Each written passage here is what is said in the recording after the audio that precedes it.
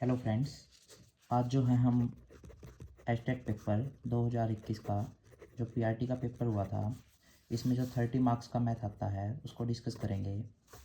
तो इसमें first question क्या है, 2 raised to power 2x - 3 equal to 1/8 raised to power x - 4। तो सबसे पहले मैं इसको 2 raised to power में कन्वर्ट कर लेता हूँ। 8 को मैं लिख सकता हूँ 2 raised to power 3 और इंटू में है मेरे पास x - 4। जब भी पावर इंटू में है तो इनकी मल्टीप्लाई हो जाती है। 1/2 मैं लिख सकता हूँ 3 × x 3x एंड 4 × 3 -12। बेस में है जो पावर नीचे वो ऊपर जाके माइनस हो जाती है, तो मैं लिख सकता हूँ 2 की पावर -3x और ये ऊपर जाके माइनस होएगी तो ये माइनस माइनस प्लस हो जाएगी। इक्वल टू में जब भी बेस सेम है तो पावर भी इक्वल टू हो जाती हैं। तो 2x - 3 इक्वल टू -3x + 12। तो ये -3x इधर आके प्लस और ये -3 उधर जाके प्लस। तो ये आंसर जो आ गया ये 5x इक्वल टू 12 + 3 15। तो x इक्वल टू 3 हमारे पास आया, जो कि ऑप्शन नंबर 4 आपका करेक्ट हो जाएगा। नेक्स्ट क्वेश्चन इसी में क्या है, a*b equal to a + b + ab then the value of 8*7 - 5*6। तो ये जो ऑपरेशन दिया है ये हमें इन नंबर्स पे भी अप्लाई करना है। तो 8*7 को मैं क्या लिख सकता हूँ, 8 + 7 प्लस 8 × 7 माइनस में 5*6 को मैं इसके अकॉर्डिंग क्या लिख सकता हूँ, 5 + 6 प्लस 5 × 6। इसको सोल्व करते हैं। ये हो गया हमारे पास 15, ये हो गया हमारे पास 56 माइनस ये हो गया हमारे पास 11 और ये जो है 5 × 6 30। ये जो हमने जब सेम ऑपरेशन नंबर्स पे अप्लाई किया तो 8 + 7 प्लस 8 × 7 माइनस ऑफ 5 + 6 प्लस 5 × 6, ये सेम ऑपरेशन हमने अप्लाई किया है नंबर्स पे, दोनों पे स्टार स्टार जहाँ था उनकी जगह ये हम लिख सकते हैं। तो ये हमने किया है। तो थोड़ी सी कैलकुलेशन सोल्व करते हैं। ये हमारे पास हो जाएगा 71 माइनस में ये हमारे पास हो जाएगा 41। तो 71 - 41 दैट इज़ 30। 30 जो है इसका करेक्ट आंसर हो जाएगा ऑप्शन नंबर 4। नेक्स्ट क्वेश्चन करते हैं। नेक्स्ट क्वेश्चन जो है y + 1/z equal to 1, x + 1/y equal to 1।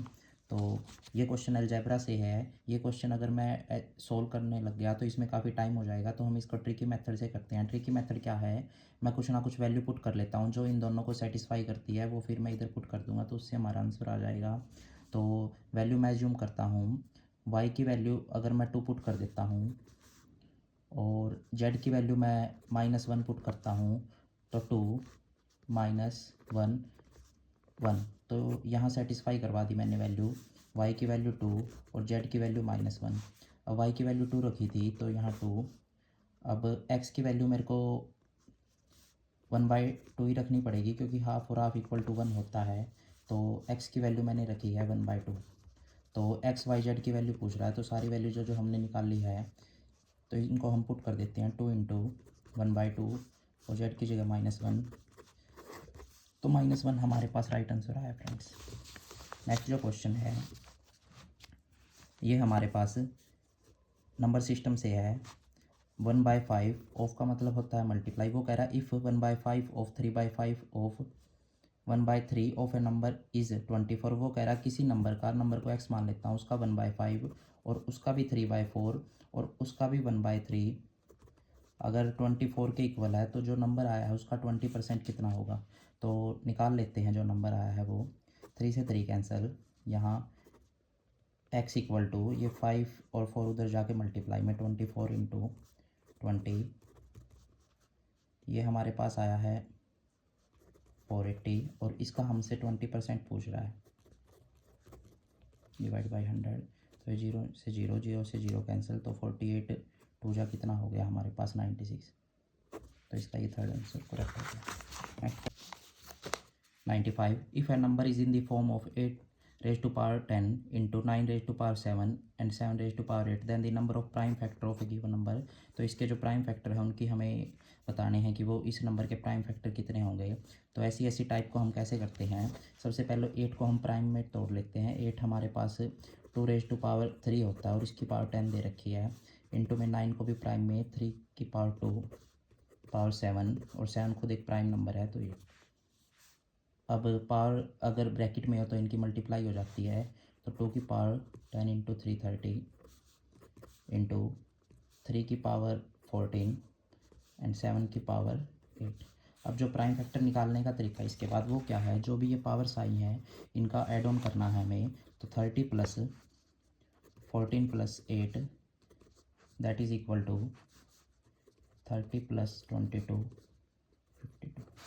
तो इसका जो है थर्ड हमारे पास करेक्ट आंसर हो जाएगा। Next, find the smallest perfect square number divisible by 12 15 18। वो सबसे छोटा परफेक्ट स्क्वायर बताना है जो इन तीनों से डिवाइड होता है। सबसे पहली बात 400 को तो हम कैंसिल ही कर देते हैं, ये कोई परफेक्ट स्क्वायर नहीं है।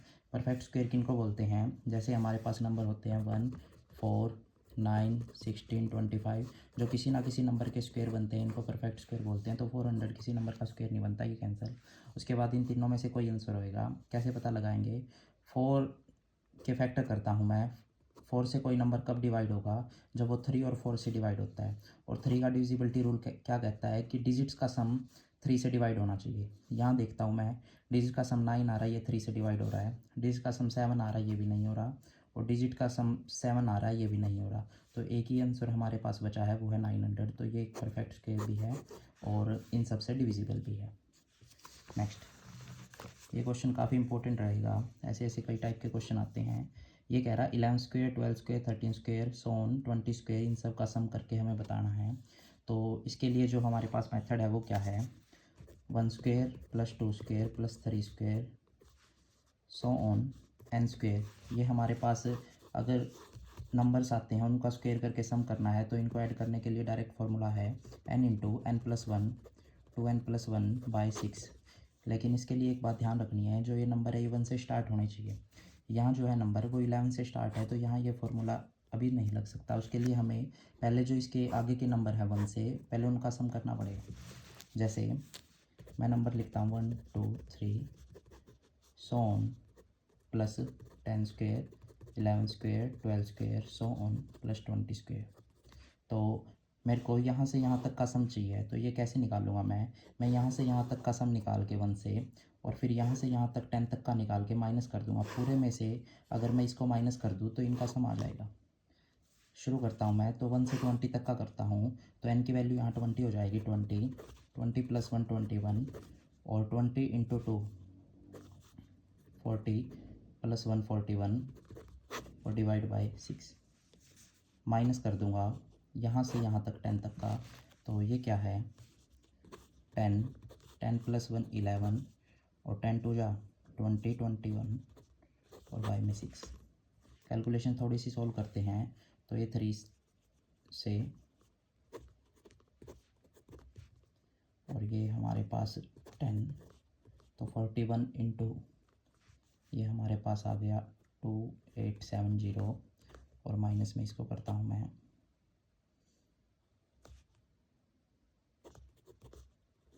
2 से 5 पे 55 7 385। तो इनको अगर सब्ट्रैक्ट करेंगे 5 8 ये 24, तो ये जो है हमारे पास ये इसका करेक्ट आंसर आया है 2485। तो 2485 यहाँ इसका करेक्ट आंसर हो जाएगा। नेक्स्ट क्वेश्चन, वो कह रहा है which of the following is a pair of coprime. Coprime number का पेयर बताना इनमें से कौन सा है। तो कोप्राइम नंबर कौन से होते हैं, जिनका HCF 1 आता है, HCF 1। तो HCF 1 से मेरा मतलब क्या है कि ऐसे नंबर जो सिर्फ 1 से ही डिवाइड होते हैं, बाकी वो दोनों किसी से भी डिवाइड नहीं होंगे। इधर 7 और 49 की बात करूँ तो इनका HCF 7 है, ये दोनों नंबर 7 से डिवाइड हो रहे हैं, तो ये कोप्राइम नहीं है। यहाँ अगर मैं 17 और 25 की बात करूँ, ये दोनों सिर्फ 1 से डिवाइड हो रहे हैं इकट्ठे, और ये किसी नंबर से नहीं डिवाइड हो रहे, तो ये कोप्राइम है। 8 और 52 ये दोनों नंबर 4 से इकट्ठे डिवाइड हो रहे हैं, तो ये भी नहीं है। और 13 और 19 ये दोनों भी 13 से डिवाइड हो रहे हैं, तो ये भी नहीं है। तो 17 और 25 इसका क्या है, आंसर है। को प्राइम नंबर वही होते हैं जिनका HCF 1 होता है। एक ट्विंग्स प्राइम भी आप लोग याद रख सकते हैं। ट्विंग्स प्राइम ऐसे प्राइम नंबर जिनका डिफरेंस 2 आता है, जैसे 3,5, तो ये दो प्राइम नंबर हैं दोनों जिनका डिफरेंस 2 आ रहा है, 71 और 73। ये भी हम इसी के एग्जांपल कंसीडर करते हैं। तो ट्विंग्स प्राइम भी आप लोग याद रख सकते हैं। Next question, 12 tickets are numbered from 1 to 12. If one ticket is selected at random, then the probability that the number on the ticket is a multiple of 2 or 3. वो कह रहा है अगर 12 टिकट नंबर पे लिखी हुई हैं, जैसे 1 2 3 4 5 6 7 8 9 10 11 12, अगर मान लो कोई ये 12 टिकट है जिन पे नंबरिंग लिखी हुई है 1 से 12 तक, इनमें से एक टिकट सेलेक्ट कर दी रैंडम हमने, तो then the probability that the number is on ticket is a multiple of 2 और 3, या तो वो 2 का मल्टीपल निकले या वो 3 का मल्टीपल निकले। तो हमारे पास प्रोबेबिलिटी किसी भी इवेंट का फॉर्मूला क्या होता है, number of favourable outcomes divide by total number of outcomes. तो टोटल नंबर ऑफ आउटकम कितने में से आ सकता है, 12 में से कोई टिकट आ सकती है, तो टोटल नंबर ऑफ आउटकम तो हमारे पास 12 हो गए, और 2 और 3 का मल्टीपल आना चाहिए। तो 2 और 3 के मल्टीपल के लिए पहले 2 के मल्टीपल काउंट करते हैं, 2 4 6 8 10 12, और फिर 3 के मल्टीपल काउंट करते हैं, 3 6 कंसीडर हो गया, 9 12 भी कंसीडर हो गया। तो ये हमारे पास कितने आए हैं, 3 3 6 और 2 8। तो इसको 4 से कैंसिल करेंगे, 4 2 जा 8 4 3 जा 12, तो 2/3 इसका आंसर आया हमारे पास, तो 2/3 इसका आंसर हो जाएगा। नेक्स्ट क्वेश्चन है वो पेडागोजी से है। The nature of mathematics is, mathematics का जो नेचर है वो क्या डिफाइन किया गया है। ऑर्नामेंटल तो नहीं है, क्योंकि ऑर्नामेंटल तो हमारे पास इंग्लिश और हिंदी का नेचर होता है। डिफ़िकल्ट बिल्कुल नहीं है मैथमेटिक्स, लॉजिकल है, बिल्कुल सही बात है। अनसिस्टमेटिक तो बिल्कुल भी नहीं है, सिस्टमेटिक है mathematics. Next question, Ramesh sold 2 motorcycle for ₹54500 each. वो कह रहा है 54,500 की उसने 2 मोटरसाइकिल बेची हैं, उसके बाद सेम प्राइस में दोनों बेची हैं। ही अर्न्स प्रॉफिट ऑफ 8% ऑन एक मोटरसाइकिल पे उसने 8% का प्रॉफिट कमाया है, बल्कि जबकि सफ़र से loss of 8% on another motorcycle, दूसरी पे उसने 8% का लॉस किया है। तो नेट प्रॉफिट और लॉस बताना है हमें। जब भी ऐसा क्वेश्चन आ जाए जिसमें CP क्या हो, सेम हो दोनों का, CP है जो SP है सॉरी, वो सेम हो सेलिंग प्राइस, तो उस टाइम क्या होता है, डायरेक्ट फार्मूला होता है। जब एक पे लॉस हो रहा हो एक पे प्रॉफिट हो रहा हो, वो फार्मूला क्या है, हमेशा इस कंडीशन में लॉस होता है, और जो लॉस परसेंटेज है वो कैसे निकलता है, x²/100 करके निकलता है। x यहाँ क्या होगा, जितने का लॉस हो रहा है, यानी कि 8, या फिर जितने का प्रॉफिट हो रहा है, तो 8²/100 ये हो गया 64/100, दैट इज 0.64। तो ये हमारे पास इसका फाइनल आंसर हो जाएगा, लॉस आएगा 0.64 का। नेक्स्ट क्वेश्चन करते हैं। वो कह रहा है if each interior angle of a regular polygon is 150, then the sum of side of that polygon is.